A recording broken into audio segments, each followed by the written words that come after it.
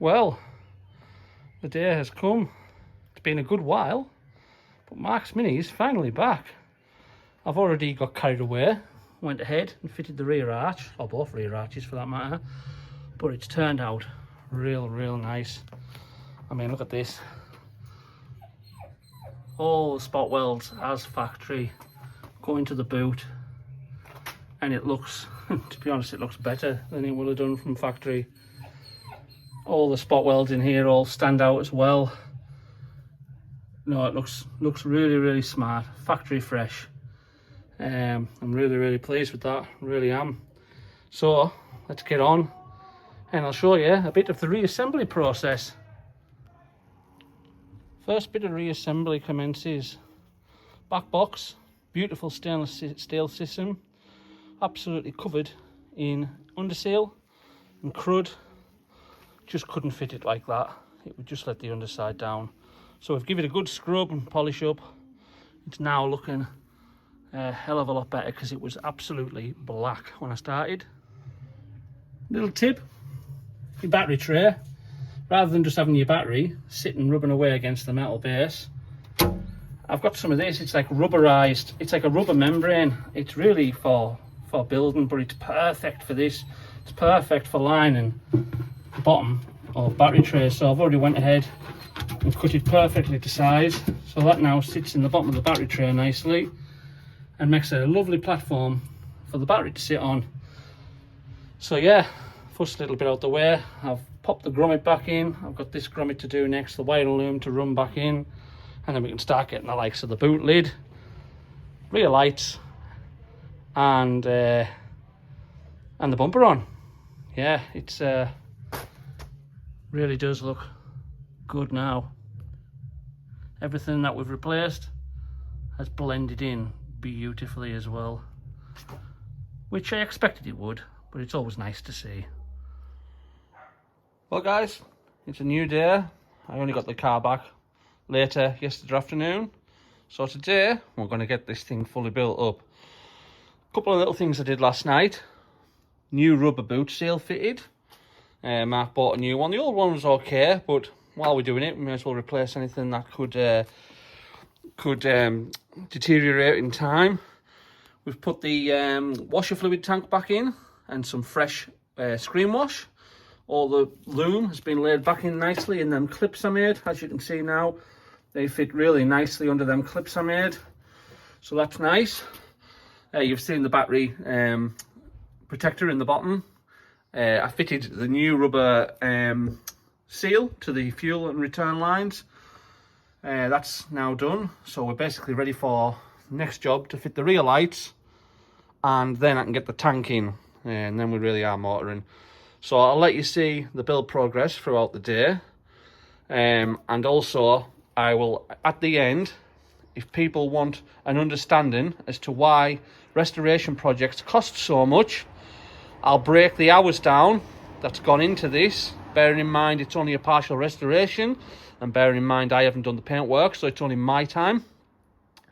And I'll let you see how the costs build up and how you end up getting to them big scary figures when you come to do restorations. It really does pay off if you can do it yourself. To do it yourself, it really does. One more little thing, when you're fitting your arches, you can see these have got the proper little black-headed pop rivets. There are special pop rivets you can get. These have come from Mini Spares, as you can see. And these are the proper pop rivets for fitting arches. Now these will pop off at a lesser pressure, so you have much less risk of cracking your plastic arches. So I recommend getting these from a Mini supplier if you are going to be refitting plastic arches to a Mini, or any car for that matter. Right, another little update. We've got the rear light clusters in. We've got the fuel tank in, which is always a bit of a pig to wiggle in. All fuel lines reconnected, supplies reconnected, and we've got our fog light refitted as well. I had to heat shrink the cables on the fog light because they had not the correct plug for the Mini wiring and they were bare exposed, so I thought they would quite easily short out if I left them like that, so I've heat shrunk them.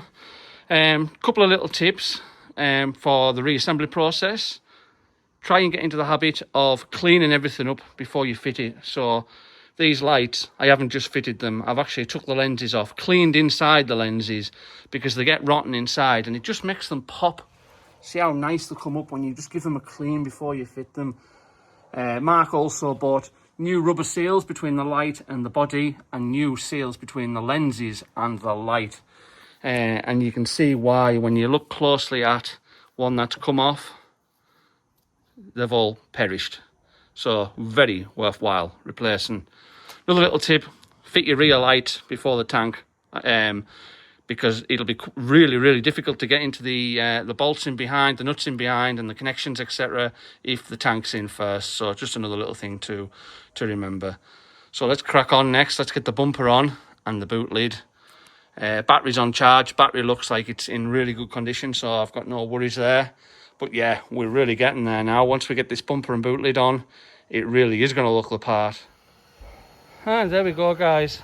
How good does that look? I have grafted my ass off today. I haven't stopped for 6 hours. Just went at it to get it done for Mark today. But I am chuffed to bits with how it's turned out. Absolutely beautiful. Really impressed with how it's turned out.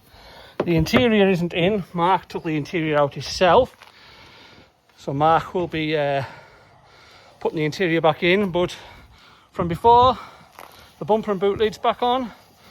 I made a bit of a mistake. I don't know if any of you's noticed. I put the bumper on first, which means it's harder to get the hinges on for the boot, and I know that and still got it wrong.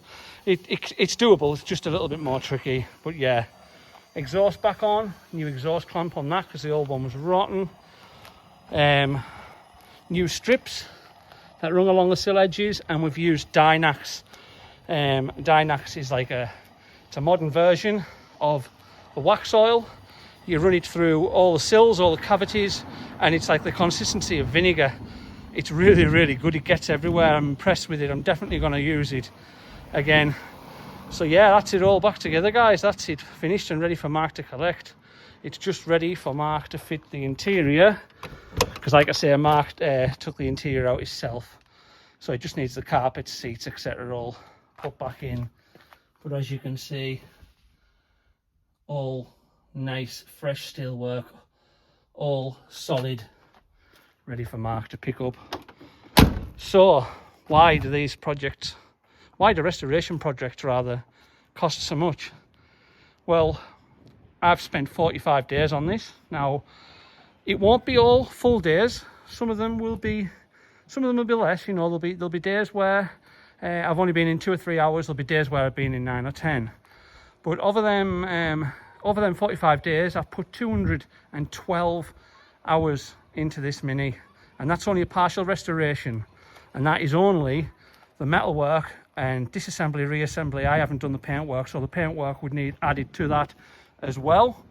So now you imagine 212 hours, multiply that by, you know, body shops charge maybe 40, 50 pound an hour, maybe 30, 40, 50 pound an hour, and you'll get to a sum that scares the life out of you. And that is why the body shops have to charge what they have to charge. It is hard work, it really is. But that's another one out the way, another Mini saved, another Mini that'll be on the road, or another classic that'll be on the road for many years to come. And I can certainly take a bit of pride in the fact that the work I've done has been done right, all with all new parts, all spot welded as per factory, and I know it's done right, and I can take pride in the fact that it is right. There is possibly plans in future to do the front end. That may come in future, but that might be a few years away yet, because I've got another project, non-car related, coming up, which is going to take all my time up. But anyways, guys, thanks very much for watching, and I'll hopefully see you on a future project. Hopefully not too far into the future, but we'll see. Thanks very much for watching, guys.